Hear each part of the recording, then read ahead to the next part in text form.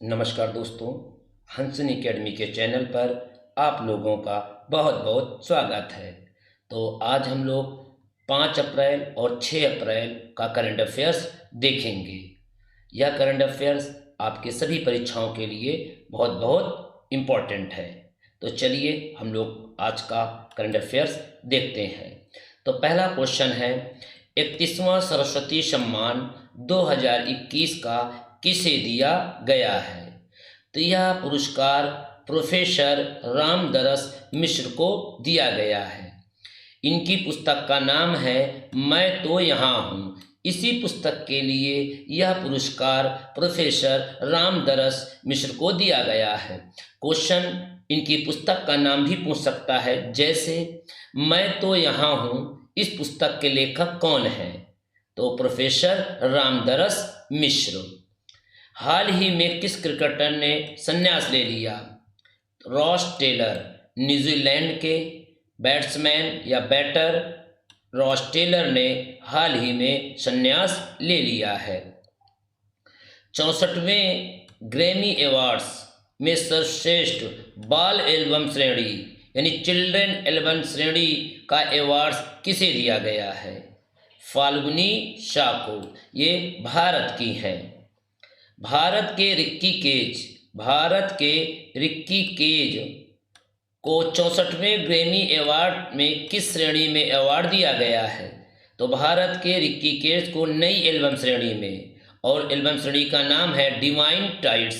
Album के लिए इन्हें दिया गया। कुल मिला के 2 भारतीय, एक फाल्गुनी शाह और रिक्की केज को ग्रैमी अवार्ड मिला है। मियामी ओपन टेनिस पुरुष एकल 2022 के विजेता कौन है? तो मियामी ओपन टेनिस पुरुष एकल का खिताब कार्लोस अल्कराज ने जीता है। चलिए आगे बढ़ते हैं। 64वें ग्रैमी अवार्ड 2022 में एल्बम ऑफ द ईयर का पुरस्कार किसे दिया गया? तो एल्बम ऑफ द ईयर का पुरस्कार जॉन बैप्टिस्ट को दिया गया।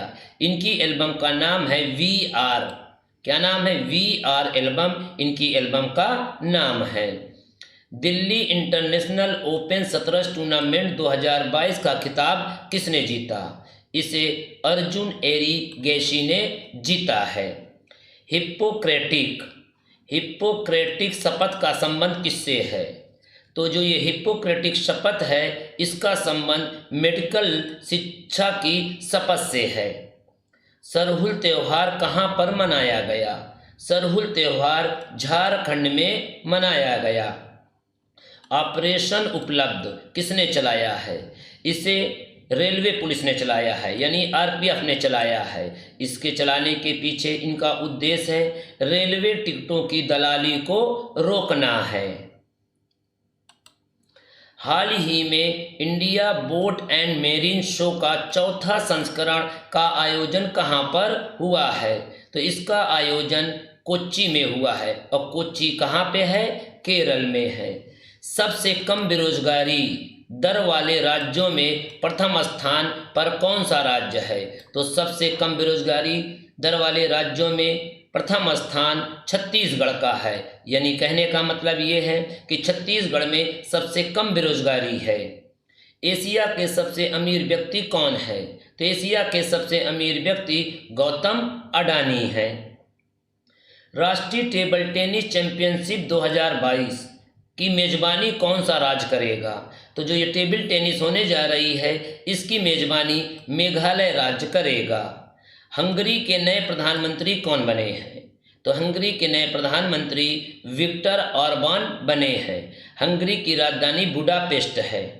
चलिए आगे बढ़ते हैं। मियामी ओपन महिला एकल, अभी आपने देखा होगा पुरुष एकल, और ये क्या है? महिला एकल का खिताब किसने जीता? ईगा स्विआतेक ने जीता है। किस देश की हैं? पोलैंड की है। इस समय टेनिस में नंबर 1 खिलाड़ी भी हैं। उत्तर प्रदेश में मनरेगा की मजदूरी बढ़ाकर कितनी कर दी गई? अभी उत्तर प्रदेश में मनरेगा में प्रतिदिन 204 रुपये मिलता था, अब उसे 9 रुपये बढ़ाकर 213 रुपये प्रतिदिन कर दिया गया है। हाल ही में कलिंग रत्न पुरस्कार किसे दिया गया? तो कलिंग रत्न पुरस्कार विश्वभूषण हरिचंदन को दिया गया।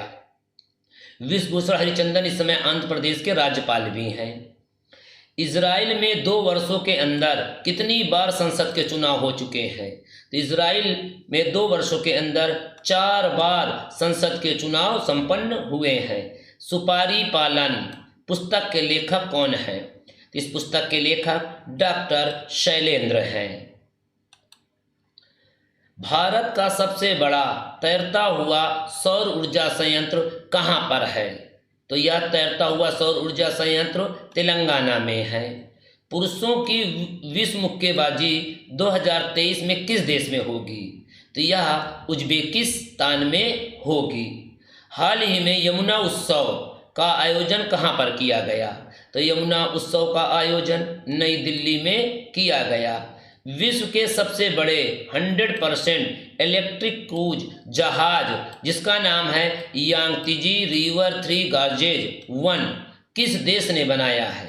तो इस जहाज को चाइना ने यानी चीन ने बनाया है। आज का वेरी इंपॉर्टेंट क्वेश्चन, 12वां आईसीसी महिला विश्व कप क्रिकेट 2022 में किस देश ने जीता? इसे ऑस्ट्रेलिया ने जीता है। किसको हराया है फाइनल में? इंग्लैंड को हराकर जीता है। आज का वेरी वेरी इंपॉर्टेंट क्वेश्चन है। 12वें महिला विश्व कप क्रिकेट जो अभी हुआ है आईसीसी जिसे ऑस्ट्रेलिया ने जीता है, उसमें मैन ऑफ द सीरीज किसे दिया गया? तो इसमें man of the series Alyssa Healy को दिया गया है। किसको दिया गया है? एलिशा हेली को। 12वां महिला विश्व कप क्रिकेट कहाँ संपन्न हुआ? तो यह न्यूजीलैंड में हुआ। कितने टीमें ने भाग लिया था? 8 टीमें ने। किसने जीता? ऑस्ट्रेलिया ने जीता। किसको हराकर? इंग्लैंड को हराकर। राज्यसभा के इस समय वर्तमान महासचिव कौन है? प्रमोद चंद्र मोदी इस समय राज्यसभा के वर्तमान महासचिव हैं।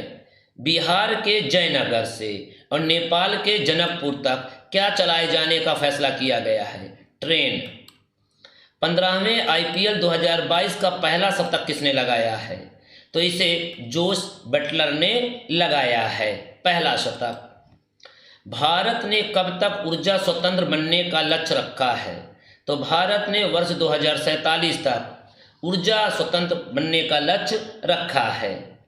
राष्ट्रीय महिला आयोग के अध्यक्ष इस समय कौन है? रेखा शर्मा है। भारत की पहली कौशल चैंपियनशिप जूनियर स्किल्स का आयोजन कहाँ पर हुआ? तो इसका आयोजन हाल ही में नई दिल्ली में किया गया। कल के प्रश्न का उत्तर, कल मैंने आप लोगों से एक प्रश्न पूछा था कि 15वें आईपीएल 2022 में कुल कितने टीमों ने हिस्सा लिया था? तो आंसर है 10 टीमें। सभी लोगों ने इसका उत्तर सही दिया। सभी लोगों को धन्यवाद। अब आज का प्रश्न, आज का प्रश्न है पंचसूत्री योजना किस राज्य सरकार ने शुरू किया है? उत्तर प्रदेश, मध्य प्रदेश, महाराष्ट्र, उड़ीसा। आप सभी लोगों को इसका उत्तर कमेंट्स करके ज़रूर बताना है। चलिए अब नए सेशन की ओर बढ़ते हैं। लेक्चर 17 क्लियर है। अब ये आज का जो ये संविधान का जो टॉपिक है बहुत इम्पोर्टेंट है। कोई राज्यपाल कितने राज्यों का राज्यपाल बन सकता है? तो कोई भी राज्यपाल 1 से अधिक राज्यों का राज्यपाल बन सकता है।